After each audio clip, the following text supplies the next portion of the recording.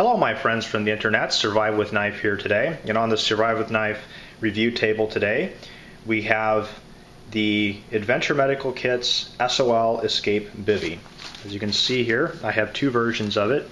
I have the OD Green version, which is a relatively new product from Adventure Medical Kits, and the older one, which they still make, and this is the orange model. I've had this one here for probably about a year and a half, and the OD Green one for about 6 months. I've used both of them extensively. I've probably used this one here on about 3 outings, and this one on 2 outings. I've had them down to temperatures in the 40s. Unfortunately, here in Florida, I just don't have colder temperatures to test them with. If you want to check out there on YouTube, there's plenty of reviews of this product being used in colder temperatures than what I can test it here.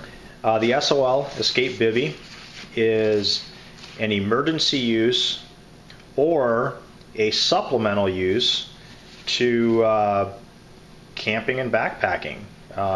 It can be in a car kit, for example, for emergency uses, or you can simply add it to a backpacking or camping kit as an additional layer to help you out, for example, to maybe add 15 to 20 degrees to an existing sleeping bag, and also providing a water resistant exterior to whatever you're using in your sleeping system.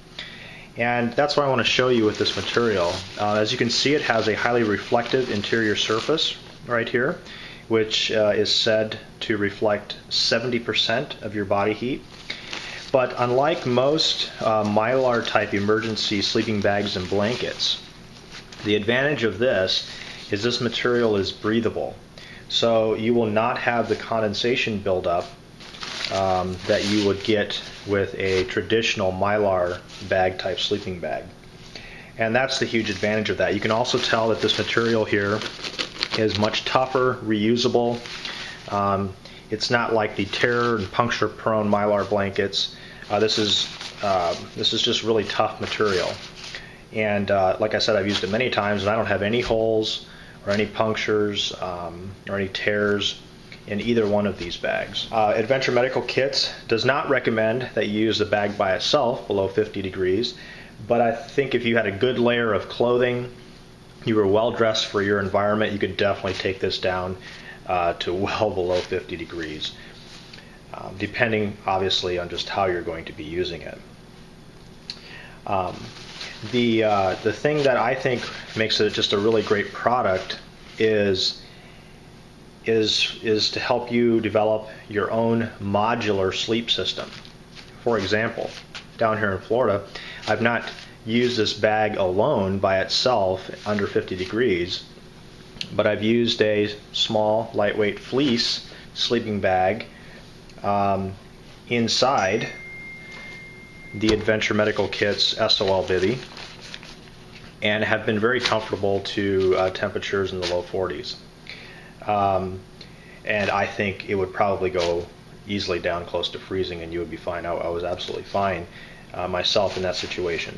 However, let's say you had a 30-degree sleeping bag and you wanted to be able to take that bag down to a lower temperature, maybe another 15 degrees.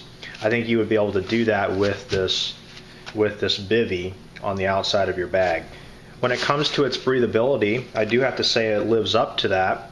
I've had no issues with condensation or moisture inside the bag in my uses of the SOL Bivvy, and it's worked quite well in that situation for me.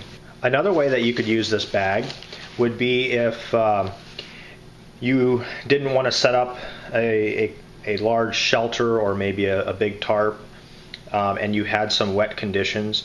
You could simply put this on the outside of your sleeping bag and it would provide a level of water resistance. Now, they do not claim that this is actually waterproof, but they do say it's highly water resistant. So would I want to lay on the ground in a very, very heavy downpour in very low temperatures with this thing, I would say probably not. At least a small tarp or something in addition to this bag would be beneficial, and I think you would work out quite well in that way. But when it comes to, a light rain, soggy situations and so forth, I don't think you're going to have any problem with moisture getting through this.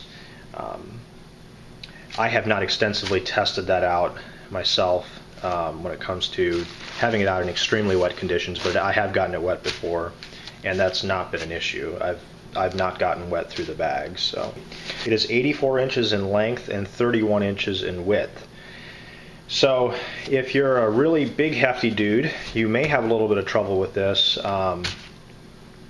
getting inside of it with maybe all your clothing, but if you're anything from 6'3" and probably less, it's going to be fine when it comes to height wise. I can get completely inside the bivvy. I'm 6'1", and I can actually zip it up. I do want to show here, there is a zipper that does go part way down the bag on the right side of it. I would say it goes down about 2.5 feet, and so that'll help you getting in and out of the bag. You also have a drawstring right here that allows you to cinch it up, around your head, so that you can trap that warm air inside there. If you don't do that, the bivvy is not going to perform as well. You do want to cinch it up in order to trap that air, warm air from your body in there. If you have the top open and you're allowing all your warm air to escape, it's just not going to perform nearly as well. So, okay guys, well there you go. There's my review of the SOL Escape Bivvy.